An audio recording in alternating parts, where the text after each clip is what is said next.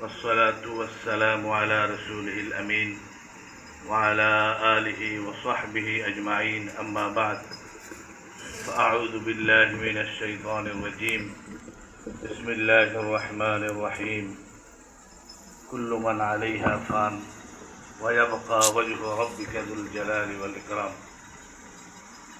याद रखना भूल न जाना इल्तिमास आखिरी याद रखना भूल न जाना इल्तिमास आखिरी तज़किरा अहबाब करदन शीवाए पैगम्बरी हज़रत कारी गुलाम सफदर रहमतुल्लाह अलैहि স্মরণে আজকের এই আলোচনা সভা দোয়া মাহফিলের প্রধান মেহমান আমার আব্বাজান রহমতুল্লাহ আলাইহির খুবই মহাব্বতের এবং কাছের এবং সবসময় যার সাথে পাশে থাকতেন আমাদের বর্তমান সময়ের আধ্যাত্মিক জগতের রাহবার হযরত করাচি হযরত রহমতুল্লাহ আলাইহির অন্যতম খলিফা পীর তরিকত শেখুল মশায়েখ হযরতুল আল্লাম শাহ মুফতি নুরুল আমিন জিদা ওয়াকারুহু ঢাকা আলমাটিয়া মাদ্রাসার সম্মানিত মুহাদ্দিস বড় ভাই হযরত মাওলানা মুফতি সাইফুল্লাহ সাহেব আমাকে একদিন ফোন দিলেন আব্বা জানের ইন্তেকালের মনে হয় কয়েকদিন আগে 10-15 দিন আগে যে ভাই ইস্তেমার মাঠে হুজুরের সঙ্গে আমার দেখা হয়েছে লালমাটিয়া মাদ্রাসার যিনি শেখুল হাদিস ছিলেন কাসেমি সাহেব মাহবুবুল হক কাসেমি সাহেব উনি তো বিদায় হয়ে গেছেন তো আমাদের একজন মুরব্বী দরকার শেখুল হাদিস দরকার তো আমি হুজুরের ব্যাপারে চিন্তা করতেছি তোমার কি হুজুর জানতে চাইছে আমি বলছি হইতে পারে যাই হোক এরপরেই তো চলে গেলেন লম্বা আলোচনার সুযোগ নেই হযরত কথা বলবেন দুনিয়া এমন একটা জায়গা বড় বৈচিত্র্যময় এক পৃথিবী যেখানে আমরা আছি কেউ স্বল্প সময় থাকে কেউ একটু বেশি দিন থাকে কিছু জিনিসের স্থায়িত্ব স্বল্পমেয়াদী কিছু জিনিসের স্থায়িত্ব দীর্ঘমেয়াদী কিন্তু পরিশেষে গিয়ে সব শেষ সব ফিনিশড শুধু থাকবেন একজন এখন মূল কথা হইল যে আমরা যারা আছি আমাদেরও বয়স বাড়তেছে এখন আমাদের দরকার আমল বাড়ানো যে আমাদের আকাবের আসলাফরা আমাদের মুরব্বীরা আমাদেরকে যে পথ দেখিয়ে গেছেন আমাদেরও সেই পথ মাগুরা জেলা বাংলাদেশের একটা ছোট্ট জেলা আজ থেকে বেশ কয়েক বছর আগে এই জেলার মধ্যে কোনো দাওরা হাদিস মাদ্রাসা ছিল না এটা আমাদের সবার একটা মনের ব্যথা ছিল আলহামদুলিল্লাহ এখন কয়েকটা দাওরা হাদিস মাদ্রাসা গুরুস্থান মাদ্রাসা কালুপাড়া মাদ্রাসা আমার জানা মতে 2টা আর আছে কিনা আমি জানি না আরো অনেকগুলি মেসকাত দালাইন মেসকাত পর্যন্ত আছে ছোট জেলা হইলেও ওলামায়ে কেরামের সংখ্যা অনেক অনেক অনেক আলেম ওলামা সারা দেশে শীর্ষ পর্যায় থেকে তারা খেদমতের আঞ্জাম দিতেন আমরাও ঢাকাতে মাওলানা ইসমাইল সিরাজি সাহেব সহ ঢাকাস্থ মাগুরা জেলা ওলামা পরিষদ নামে একটা পরিষদ করছি মাঝে মধ্যে বসি আপনাদের সাড়া পেলে আমরা আরো কাজ করতে পারবো যে আমাদের বড়দেরকে জাতির সামনে আনা তাদের খিদমাতকে জাতির সামনে আনা আজকে যে কারি সাহেব রহমতুল্লাহ আলাইহির আলোচনা এখানে হচ্ছে তার অবদান অনস্বীকার্য আরে বড় বড় জায়গায় থেকে সুন্দর গাড়িতে চড়ে এসি রুমে থেকে সুনাম সুখ্যাতির সাথে থেকে দেশব্যাপী খিদমত করা সহজ কিন্তু ওই গ্রামের প্রত্যন্ত অঞ্চলে কুড়ে ঘরে বাস করে খেয়ে না খেয়ে মানুষকে আলিফ বা তাসা শেখানো দিন শেখানো কোরআন শেখানো এটা অনেক কঠিন ব্যাপার এটা অনেক কঠিন ব্যাপার যারা নিঃস্বার্থ মেহনত করে গেছে আজকে যাদের বদলে আজকে আমরা সামনের দিকে আসতে পারতেছি তাদের পেছনের যে অবদান ছিল সেই মহান মনীষীদের ভেতর অন্যতম একজন কারি সাহেব রহমতুল্লাহ আলাইহি এই এলাকার অনেক ছাত্র তার তাদের যত সেফাত ছিল তার মধ্যে একটা বড় সেফাত ছিল, তাদের মধ্যে ইখলাস ছিল। আমি আমার আব্বাজানকে দেখেছি, এই 80 কোঠায় তার বয়স, আমার বাসা 7 তলা, লিফট আছে। এই শেষ সময় কয়েক বছর প্রায় অসুস্থ, তারপরেও এক ওয়াক্ত নামাজও মসজিদ ছাড়া পড়তেন। আমার 2 ছেলে হাফেজ হয়েছে। আব্বার যাওয়ার 15-20 দিন আগে আমাদের সব আত্মীয় স্বজন, প্রায় 200 আলেম ওলামা, আমাদের ফ্যামিলির সবাই আত্মীয় স্বজন একসাথে করছি। আব্বাই কেমনি, আব্বা খালি কয় সবাই ডাকো, আমি একটু ওদের ইয়ে করে দিয়ে যাই। ওই দিনও আমরা সব 7 তলায় সব আলেমরা একসাথে বসে নামাজ পড়তেছি, দেখুন ফাঁকতে চলে গেছে।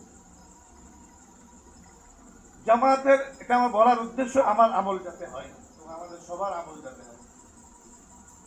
আমার ইসমাইল সাহেব বললো যে 5টার সময় জামাত কোথায় পড়বো, এখানে আমরা মসজিদে চলে যাবো। বড়দের এই যে কাজগুলা, এই আলোচনার দ্বারা এটাই হয় যে তারা মসজিদের ছাড়া নামাজ পড়তেন না, আমরাও তাই করব। এই যে আলোচনা সভা, এই মুযাকারা, এইগুলা সব সফল।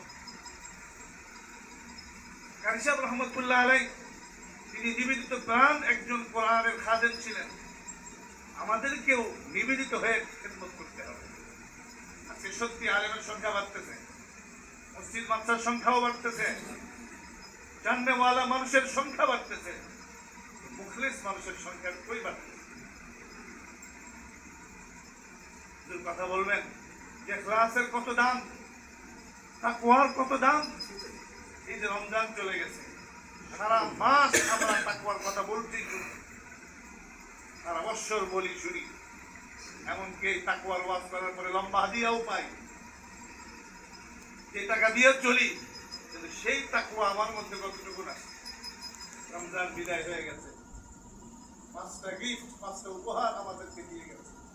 নাম্বার 1 সিয়াম, নাম্বার 2 কিয়াম, নাম্বার 3 কোরআন, নাম্বার 4 তাকওয়া, নাম্বার 5 সাদাকা।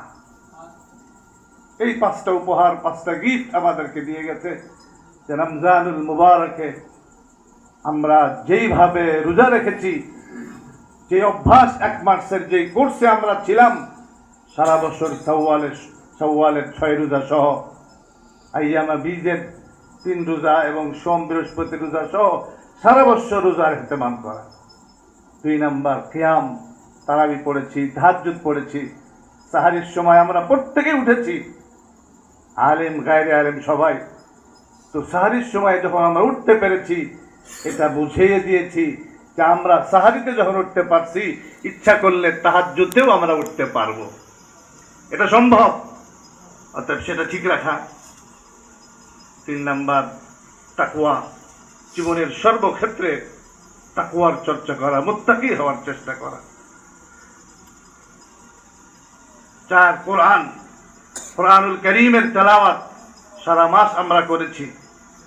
সৌভাগ্যশীল তো তারা যারা 1 খতম না কয়েক খতম করেছে।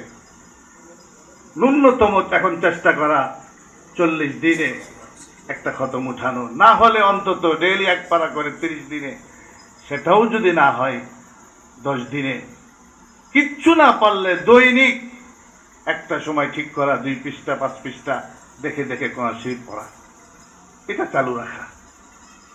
আর সর্বশেষ যেটা হইল সাদাকা। রমজানে আমরা করেছি, মানুষকে উদ্বুদ্ধ করেছি, নিজেরা দিয়েছি। সারা বছর কিছু কিছু সদকা করা, সদকা জারিয়া, মুরব্বীদের নামে কিছু করা, যেটা বাস তারা কবরে বসে বসে পাবে। যাদের পয়সা দিয়ে আমরা পয়সাওয়ালা, যাদের জমি দিয়ে আমরা জমিওয়ালা, যাদের বাড়ি দিয়ে আমরা বাড়িওয়ালা, যাদের সম্পদ দিয়ে আমরা সম্পদওয়ালা, তাদের জন্য কিছু করা। আমি যে মসজিদে আমরা নামাজ পড়ি, এটা জানতাম না। আমি গত কয়েকদিন আগে জিজ্ঞেস করলাম, আব্বা এখানে আসতেন, মসজিদে কিছু বলছেন কিনা? তা বলছে হ্যাঁ, মসজিদের কাজ চলতেছে, তো একটা পিলারের দাম 90,000 টাকা। তো মুফতি সাহেব একটা পিলারের নাম লেখাইছিল এবং প্রতি মাসে 3,000 4,000 করে টাকা দিত। আমি বললাম হিসাব দেন, বাকি যে টাকা আছে সেটা আমি পরিশোধ করে দিব। এত বড় মানুষ হওয়া সত্ত্বেও আর এক মসজিদে সে টাকা দিতেছে। এটা আমাদের শিখা দরকার যে আমাদেরকেও কিছু দান সৎকার করা। তারা শিখিয়ে গেছেন এইগুলা করে। ওই শেষের 1-2 সপ্তাহ ধরে আম্মা কয় যে প্রত্যেক অক্টেই 50 টাকা, 100 টাকা, 20 টাকা দিয়ে যাইত, যে দান বাক্সের সামনে দিত। তো আম্মা কয় যে প্রত্যেক অক্টেই টাকা দেওয়া লাগে নাকি? তো একদিন আম্মা আব্বারে বলছে যে প্রত্যেক অক্টেই কি দান বাক্সে পয়সা দেওয়া লাগে নাকি? তো যে কথার আব্বা বলছিলেন বড় দামি কথা, কয় প্রত্যেক ওয়াক্তেই তো মালিক সিজদা দেওয়ার তৌফিক দিতেছে। এই যে আজকে আমরা মাদ্রাসায় পড়ছি, পড়াইতেছি, মাথায় টুপি, দাড়ি, ইসলাম, দিন, শরীয়ত, সুন্নত নিয়ে চলতেছি, কসম খোদার এটা আল্লাহর দয়া, আল্লাহর দান, বড়দের নেক নজর, তাদের মেহনত।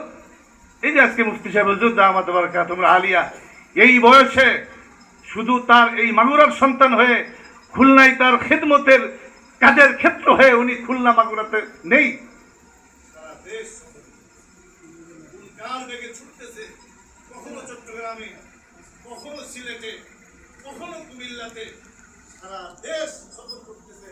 কেন?